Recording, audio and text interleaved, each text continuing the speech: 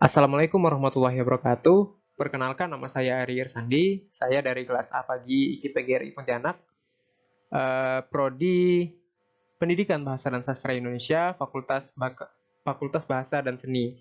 Nah, pada kesempatan kali ini saya akan mempresentasikan sebuah kajian yang saya teliti sendiri, yaitu kata terjatuh yang saya teliti ini. Di dalam bahasa saya itu banyak sekali kata-kata terjatuh, tapi berbeda maknanya gitu, berbeda makna semantiknya, leksikalnya.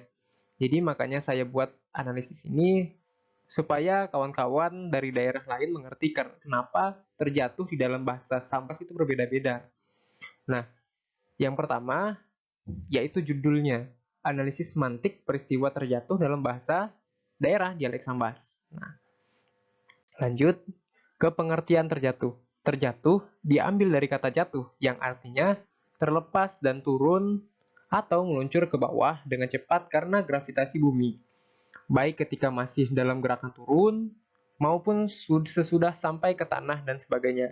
Seperti yang kita tahu ya, terjatuh memiliki makna jatuh seperti yang pengertian jatuh tadi, tapi secara tiba-tiba, tidak disengaja ataupun tidak diniatkan gitu. Lanjut ke slide yang kedua, ke slide yang ketiga. Slide yang ketiga ini sudah masuk ke dalam macam-macam terjatuh di dalam bahasa daerah saya, yaitu dialek Sambas. Yang pertama yaitu telentang. Nah, telentang ini kalau kita baca fonemnya sama seperti fonem biasa, masih tidak ada perubahan karena tidak ada fonem eh, masih fonem standar, maksudnya tidak ada penambahan fonem macam kayak e. Jadi fonemnya telentang, kelas katanya verba. Makna leksikalnya, seseorang jatuh dengan posisi bagian depan menghadap ke atas, seperti orang telentang. Nah, telentang ini maksudnya adalah baring. Jadi, seseorang bisa dikatakan telentang apabila seseorang ini terjatuh dalam posisi baring. Nah, lanjut kepada slide yang kedua, yaitu tetungkup. Tetungkup ini adalah peristiwa terjatuh.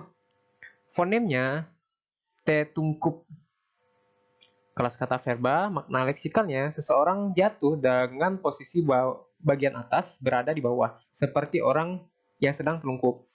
Nah, bisa kita pikirkan bersama-sama bahwasanya posisi posisi seseorang yang tertungkup ini ya seperti orang yang sedang uh, tingkap atau ningkap gitu dalam bahasa Indonesianya. Lanjut kepada macam-macam terjatuh yang selanjutnya yaitu tejerembab. Tejerembab ini fonemnya itu tejerambab, tejerambab itu. Kelas katanya yaitu verba, makna leksikalnya seseorang jatuh dengan posisi tubuh seperti orang yang sedang duduk di lantai. Jadi tejerembab ini makna leksikalnya itu seperti orang yang sedang duduk di lantai, jatuh tapi dengan posisi duduk di lantai gitu. Oke, lanjut kepada slide yang selanjutnya yaitu belebik. Nah, belebik ini ciri khasnya yaitu terjatuh. Fonemnya yaitu belabik, belabik, belabik. Kelas katanya verba, makna leksikalnya sebuah benda atau orang terjatuh dari atas atau dari ketinggian. Nah, makna belabik ini yang saya teliti itu sama pengertiannya, sama persis pengertiannya dengan kata jatuh. Oke, lanjut. Yang selanjutnya yaitu tejungkal. Nah, tejungkal ini fonemnya seperti biasa, yaitu tejungkal. Kelas katanya verba. Makna leksikalnya itu seseorang yang terjatuh akibat benda yang dinaiki terangkat ke atas. Jadi maksudnya gini, tejungkal ini seperti benda yang sedang gini. Gimana?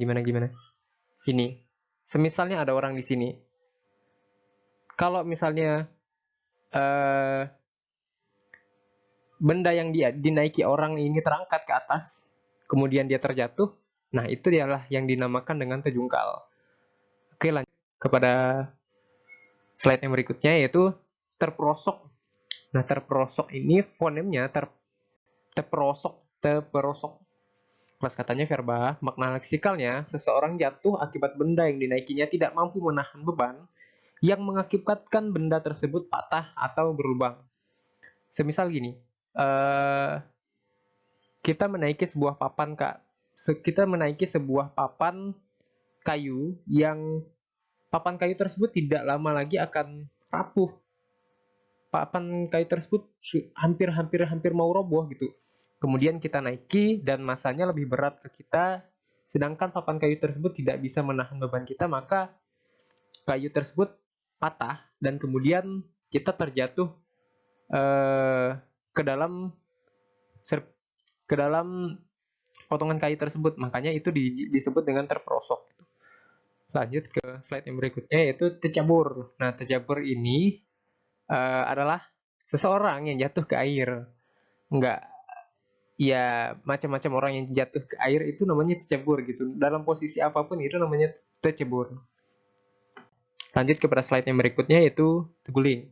Nah, terguling ini ialah seseorang yang jatuh yang diakibatkan permukaan yang tidak rata dan menyebabkan ia jatuh dan terguling-guling. Nah, biasanya ini banyak sekali kita temukan jatuh dalam posisi terguling ini di tebing-tebing biasanya, ataupun di permukaan yang memang relatif condong sebelah. Nah, gitu. Makanya bisa terjadi terguling. Terguling.